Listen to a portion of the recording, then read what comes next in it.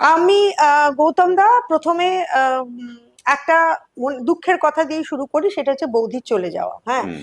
কারণ আমি এই বাড়িতে যতদিনই যতবারই এসেছি ততবারই হ্যাঁ, বৌদির যে সান্নিধ্য পেয়েছে, আজকে খুব মিস করছি সেটা।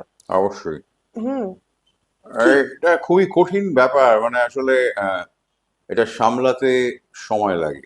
হুম। আর আরেকটা হচ্ছে যে নীলাঞ্জনা মোটামুটি আহ, শুধু তো হোম মেকার নয়, হুম। হোম মেকার সবটাই ওর হাতে।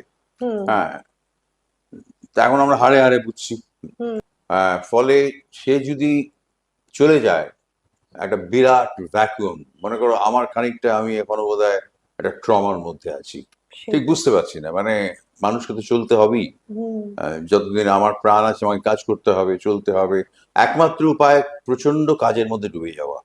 হ্যাঁ, নয়তো আহ, প্রতি মুহূর্তে উনি তো আহ, ভীষণ কর্মীও ছিলেন, উনি তো এরকম না যে বসে গিয়েছিলেন, একসময় একেবারেই নয়, অসুস্থ একেবারে ছিলেন এটা একদম, এমন মানে একটা কাজ করতে করতে চলে যাওয়া প্রায়। একটা একেবারেই একদমই সেদিনকার সকালে বসেও কাজ করেছে, মেয়েরা এসছে সেলাই দেখিয়েছে, হ্যাঁ, তারপরে এরকম একটা মানে ঘটনা। কোনো হ্যাঁ, আগে থেকে শরীর খারাপটা না কিচ্ছু না। কিছু না।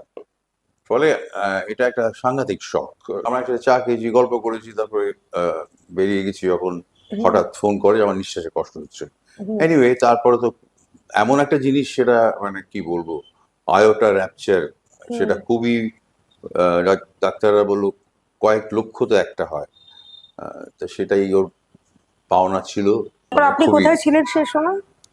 আমি একটা গ্যারাজে গেছিলাম, আমাদের হুম। জলে গাড়িগুলো নষ্ট হয়ে গেছে তো, জল ঢুকে ঢুকে গেছিল, সেই হ্যাঁ, হ্যাঁ, হ্যাঁ, সেই হ্যাঁ। গ্যারাজে গেছিলাম আমি আর আমার তাড়াতাড়ি ছেলে। দ্রুত তারপরে এলেন। খবর পেলাম, আমার ছেলেকে ফোন করেছে প্রথমে হুম। যে আমার খুব শ্বাসকষ্ট হচ্ছে। তারপরে আমি কথা বললাম, বললাম হ্যাঁ ভীষণ, মানে ব্রিদিং ট্রাবল হচ্ছে, নর্মালি কিচ্ছু বলে না। হুম। হয়তো আগে থেকে হয়েছে, অনেকটা চেপেছে হয়তো। চেপেছিল। তো তখন খুব খারাপ লাগে, কেন সেদিনকে সকালে বেরোলাম, কিন্তু কি করে জানবে, না, একটা এটা নর্মাল তো মানুষ হয় হয় নাকি? নাকি কখনো।